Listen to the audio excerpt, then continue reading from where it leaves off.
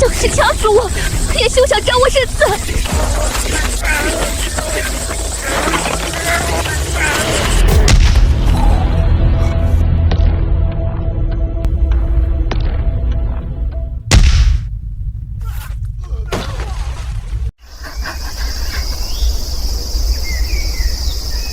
感谢两位，真的是春风姐，嫂子，你是小满吗？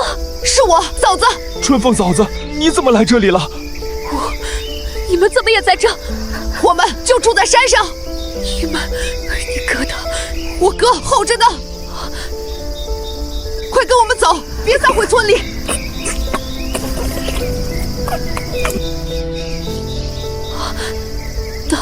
等一下。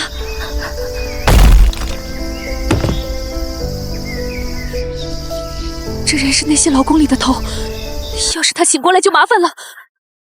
小满和徐二瑞抬起死人，静悄悄走着，很快三人消失在茫茫树林里。2个时辰后，三人出现在老云崖的山头。春凤越走越快，以前他跟着大柱来过自家探棚，知道这条路。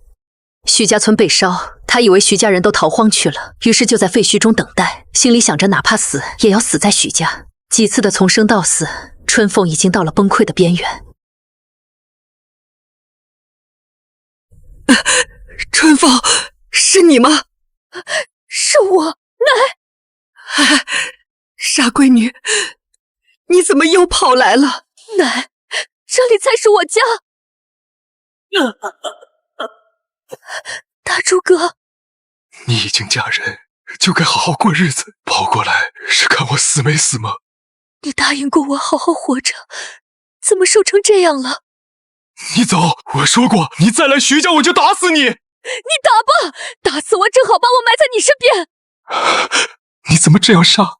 我现在是个废人，跟着我你会受苦的。大柱哥，我不怕吃苦，我只要你。妮妮躲在炕角，手中的竹节人掉在地上，呆呆地看着爹跟那个陌生的婶子抱在一起。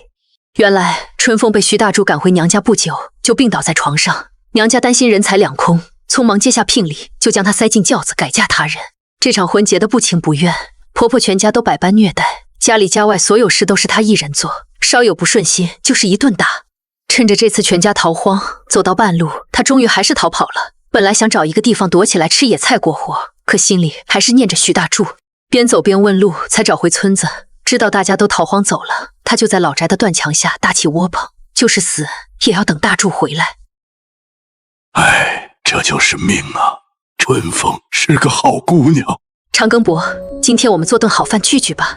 好，家里还有些干肉，全部拿出来给大柱媳妇接风。对了，春凤回来的急，肯定是没有带衣服，我去让巧云收拾几件她的衣服出来。啊，多谢婶子在山上的照顾。别说了，回来就好，以后一家人好好过日子。看着春凤焦黄蓬乱的头发和黑漆漆的脸，我既心疼又佩服。春凤，你在这不方便洗漱，来我家吧，我给你烧水好好梳洗一下。好，麻烦婶子了。把春凤带到之前在林中搭的一间浴室里，我先从阁楼上取下一些草药熬水，再兑上山泉，等温度合适，春凤就脱去衣服，坐进木桶里，把痂皮泡饭后，再帮她搓洗干净。这一洗就是1个时辰，洗过澡换上新衣的春凤像是换了一个人，宛如一个俏生生的大姑娘。今天大家高兴，煮了满满当当一大桌子菜，屋里点上了珍贵的油灯，满屋人笑着说着。不过老云崖上团聚欢喜，徐家村里却炸了窝。刘明胡老大失踪了，一起失踪的还有一个女人。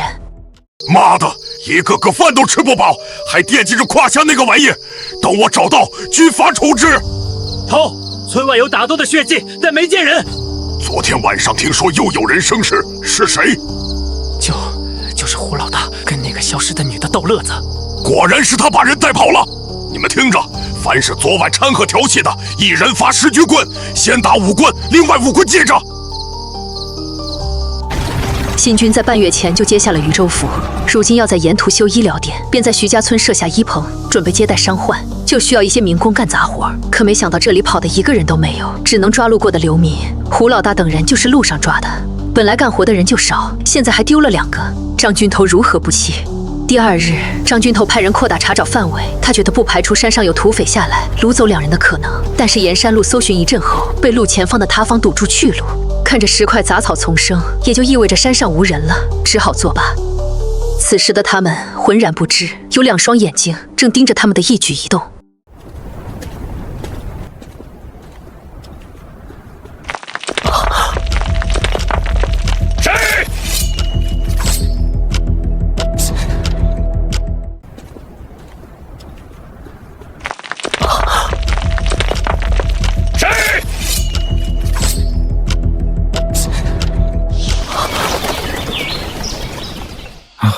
只是鸟群，还好有惊无险。观察了几天，知道军师不再查看，小满和徐二瑞才回衙。正午时分，我提了一篮刚从林子里采的鸡枞菌，走到家门口。哎呀，这群鸡仔什么时候孵出来的？哇，20个蛋孵出18只鸡。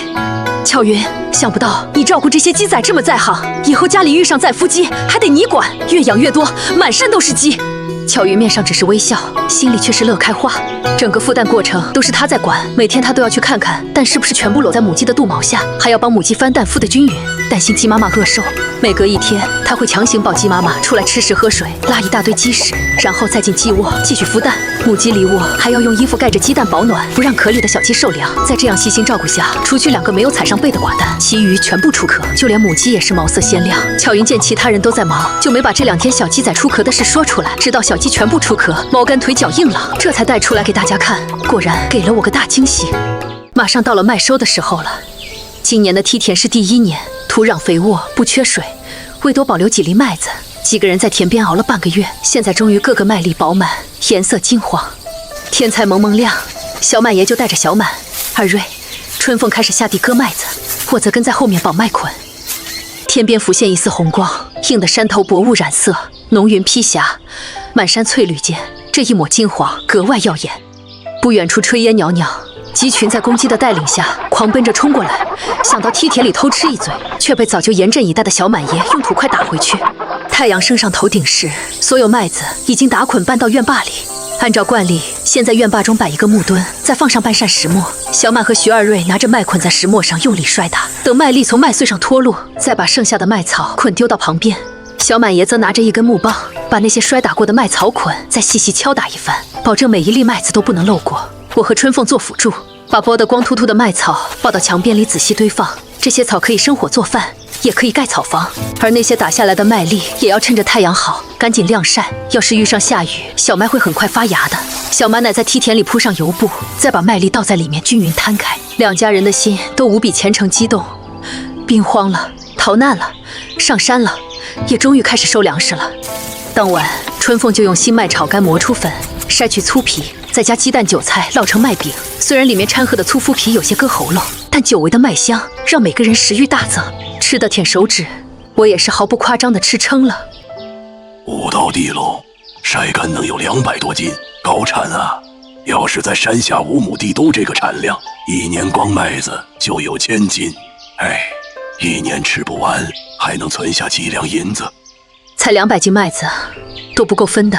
再有2种和化肥的现代，蛋亩产已经达到1200斤到1500斤。这次收成不错，还靠没有病虫害。看来麦子的种植还得再用些心，尽量多用科学技术。收完麦子，马上就需要插秧了。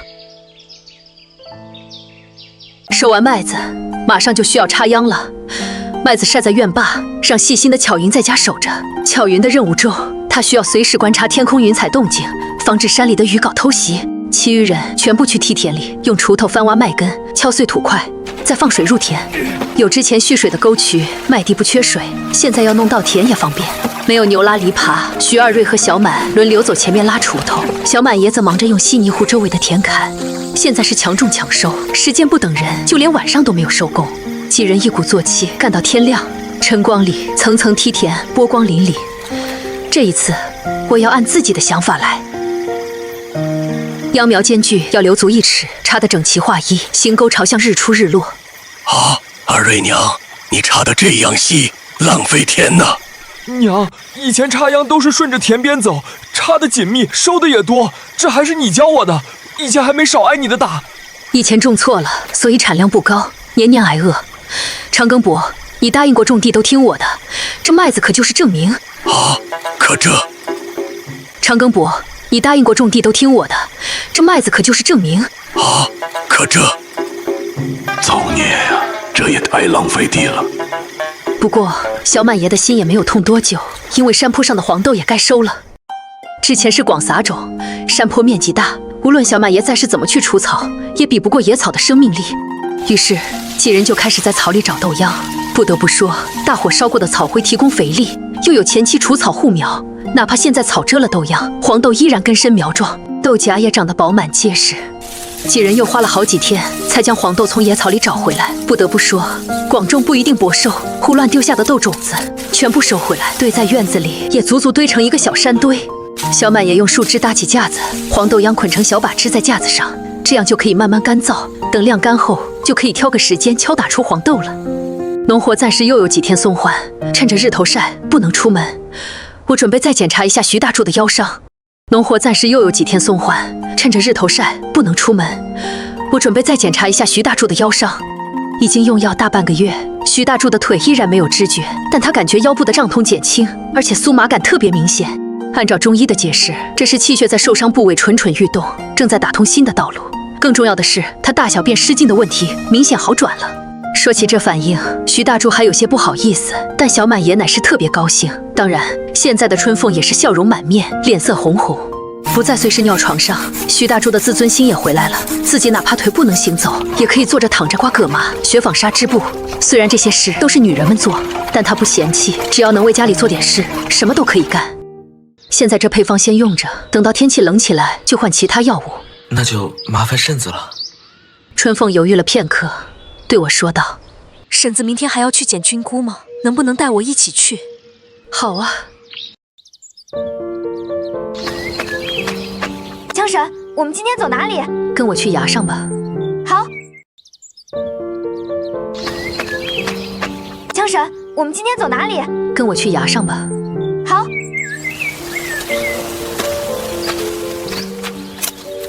刺梨子可以消食健胃、降血压，还能美容养颜，带回去切片晒干就可以存储起来。哇，还能美容养颜的吗？以后我们可以把这些卖去城里面换白面、换肉。听到能换白面，春凤禁不住咽了一下唾沫，也不怕野果扎人了，手脚麻利地摘起来。忙到中午，两人坐下休息。我取出带的青冈粉做的菜饼，一起分吃。婶子真的跟以前不一样了。哎，那时候累啊，人一累，见到什么都不顺眼。在这世上，什么苦都比不过心中委屈苦。唉，婶子，我们女人怎么就这样难？大柱哥摔伤了，我是不愿意走的。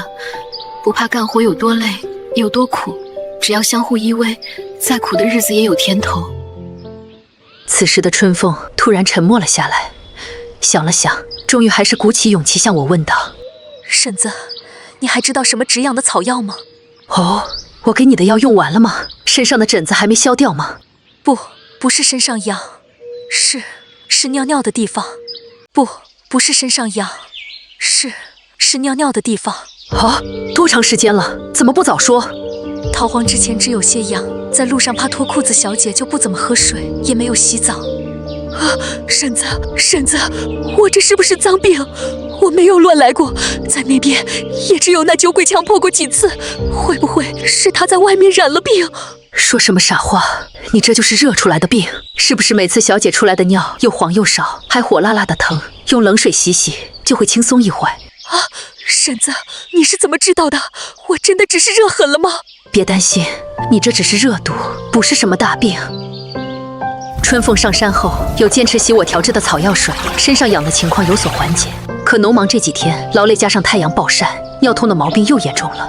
原来他怕徐大柱会误会，这才跟着我进林子悄悄问药。我没提尿路感染这些听不懂的话术，只说是热出来的，找一些新鲜的清热利湿的草药就能解决。听到自己的病可以治，而且还只是热毒，春凤眉头舒展，终于是开心了。于是春凤就一边煎水洗澡，一边喝药。徐家人问起，我也只说是治春凤身上湿疹的药。春凤看到我如此贴心地维护自己，心中越发感激。进入7月下旬后，雨水渐少，山坡上的高粱苞米全部出穗子，棉花也渐渐白了。田里的稻谷丰恩了，按照我设想的那样，原本稀疏的秧苗叶片渐渐增多，把预留的行距挤满了。这是一个瓜果蔬菜最多的时节，地里的南瓜、豆角、冬瓜暴涨，天天当饭吃也吃不赢。于是山坡上到处晾晒着瓜片、干菜，还有笋片、蘑菇。几个女人每天守着翻翻晒晒，疯狂储存过冬的食物和药物。小满和二瑞被我吩咐去满山找野棉花，现在正是野棉花开花结果的时候，山上多了一个春凤和小娃娃，棉花就不够了，必须加些其他的填充物。野棉花看似是棉花，但没有纤维，只能用来絮袄，勉强能挡挡寒风。二瑞他们除了收集棉絮，还要把植物根茎挖回来入药，捣烂外敷可以治疗跌打损伤，熬水内服可以驱蛔虫，正好给徐大柱换个配方。除去种庄稼，还要在5、6月割葛藤，7、8月打麻，然后剥皮晒干，撕成细线，再搓麻线，煮去麻线胶质，反复搓洗晾晒，最后染色织布。一通下来，做成一件衣服需要大半年。春天时为了充饥，把山上的葛根挖得太狠，现在全靠麻杆给大家添衣。我和春凤砍麻杆，徐二瑞和小满背回去，家里小满爷奶，巧云则赶紧剥皮晾晒。农家无闲人，就连家里的鸡也忙着找食下蛋，因为不下蛋的鸡只能下锅。山上的生活就是这样平静无波，山下村里却有了变化。村里的棚子越来越多，从官道逐渐来了很多人，不过大多数都是抬来的。从春凤口中得知，这些大棚是新军搭的伤兵营，好在里面的人大多是躺床上的，不用担心是流民聚聚会上山路乱走。只见村外空地里时不时多几座坟堆，我在观察的这几个月，心中也是忐忑，怕是外面的局势依旧不容乐观。临近8月时，眼看着苞米棒子就要饱满起来，各处石缝山边种的红薯根茎也开始膨大，让人最害怕的动物也闻讯而至。山坡上，几双眼睛就这样眼睁睁看见一群野猪在光天化日之下大摇大摆走向种满庄稼的山坡，肆意啃咬苞米、高粱、红薯。等这一群野猪糟蹋过，就什么都没有了。我跟他们拼了！小满，不许莽撞，你的命比那些粮食珍贵，得用脑子。爷，我们辛辛苦苦种出来，眼看着就要有收成，让一群畜生吃。就是要赶猪，也得想办法。若现在冲出去，不死也得断几根骨头。长庚伯，你有没有法子驱赶野猪？可以烧火，用火把、火堆，不过现在不行，得等它们吃饱。现在野猪还饿着肚子，会护食拼命的。于是几个人忍着心疼，一直看着10几头野猪在山坡上折腾。等它们吃饱喝足，大小猪全部躺在苞米地里呼呼大睡时，天色已经变暗了。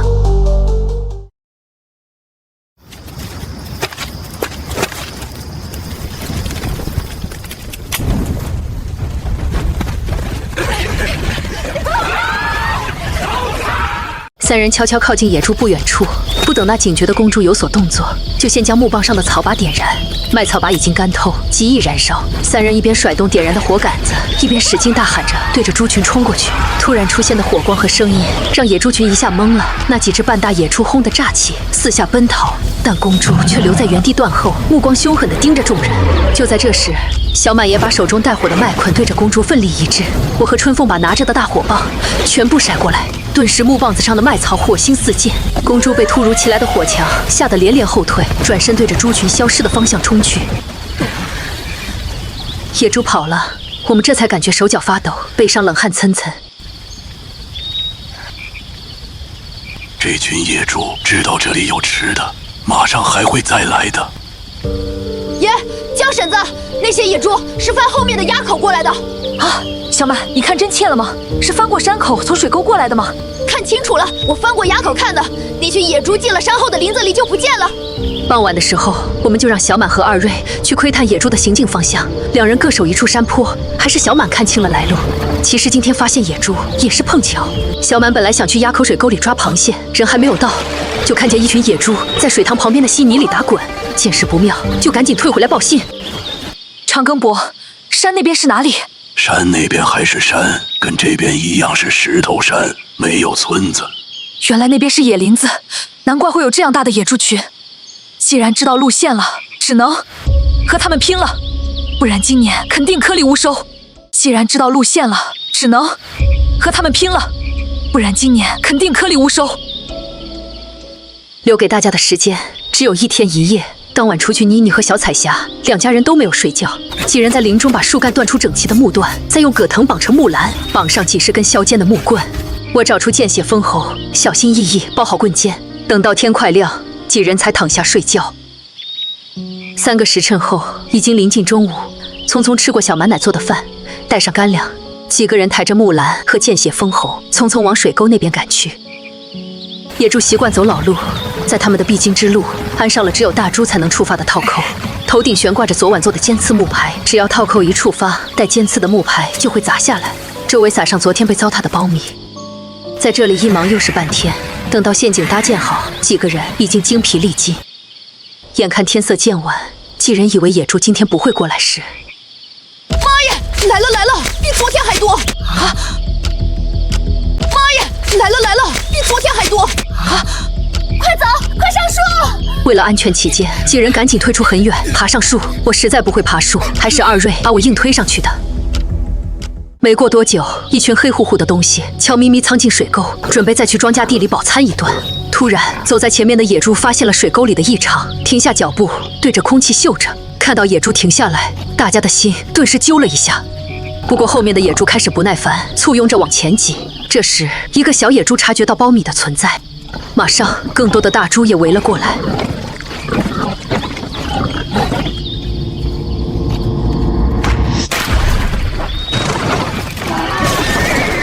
中了！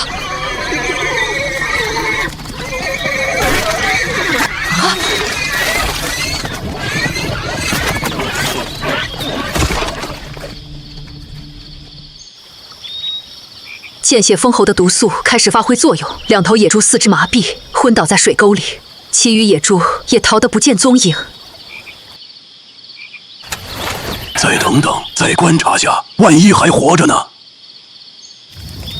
即使知道野猪躺下了，我们也没有放松警惕。几人下了树，在远离水沟的地方点燃一小堆火，烤饼吃。累一天了，肚子早就饿得慌。听到半天没动静，小满和二瑞拿着火把再次朝水沟上游走去。我们3人则紧张地张望着，看着火把的光亮渐渐远去。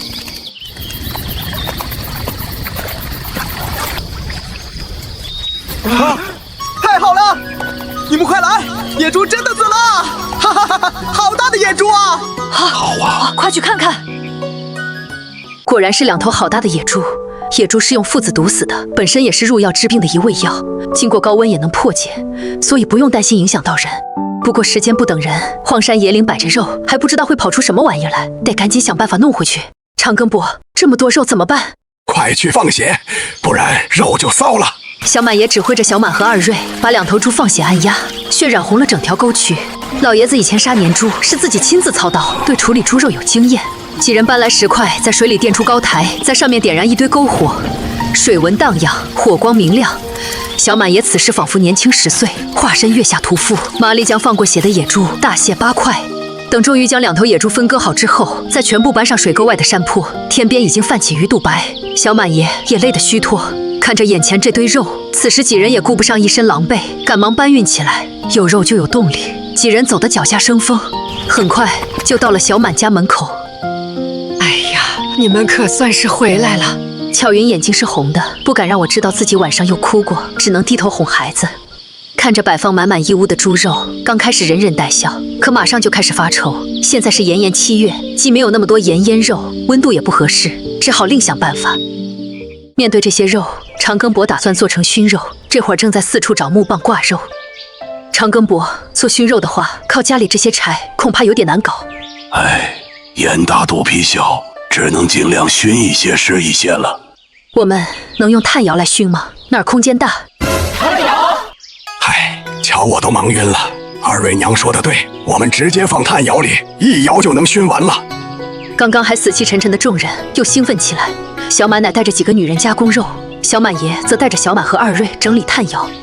突然，屋棚里传来徐大柱的声音：“奶，江婶，烧炭窑就交给我吧，一定不会出岔子。你那样太累了，怎么受得了啊？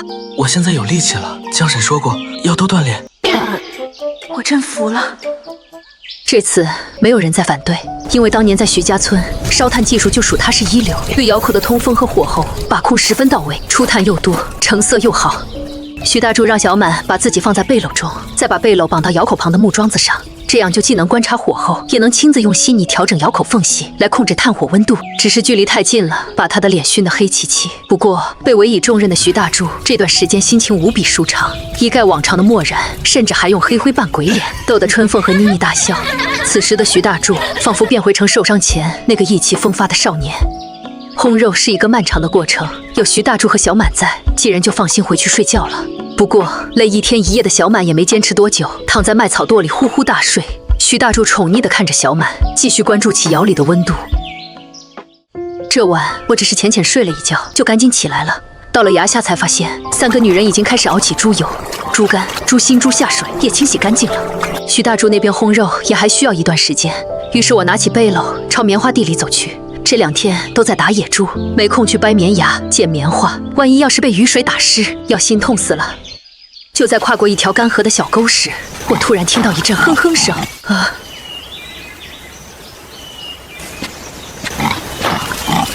什么东西？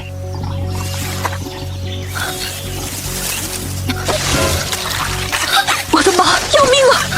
正当我转身想跑时，哼哼声又响起。于是我壮着胆子又看了一眼，没想到在大蟒蛇的身下，居然还有一头活着的小野猪啊！内心挣扎了几秒钟，还是决定救它一把。我快速抓住小野猪的后腿，随后拎着撒腿就跑。此时的我跑得脚底冒烟，只想赶快回家，根本没感觉到小野猪已经被我甩晕过去。